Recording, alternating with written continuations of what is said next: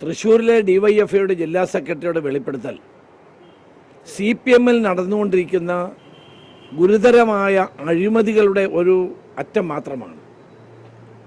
തുടർഭരണത്തെ തുടർന്ന് കേരളത്തിലെ CPM-ൽ വൻതോതിലുള്ള അപജയമാണ് ഉണ്ടായിക്കൊണ്ടിരിക്കുന്നത്. അഴിമതിയുടെ കൂത്തരങ്ങായി മാറിക്കഴിഞ്ഞിരിക്കുകയാണ്. പ്രത്യേകിച്ച് തൃശ്ശൂർ ജില്ലയിൽ പാർട്ടി ഏറ്റവും വലിയ അഴിമതിക്കാരുടെ കൈകളിൽ അമർന്നിരിക്കുകയാണ്. അതിൻ്റെ ഉദാഹരണമാണിത്. ഓരോ ജില്ലയിലെയും സ്ഥിതി ഇതാണ്.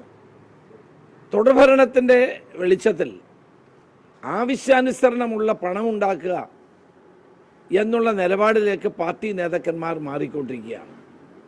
ഇതിനെ സംബന്ധിച്ച് CPM സംസ്ഥാന സെക്രട്ടറി തൻ്റെ നിലപാട് വ്യക്തമാക്കണം.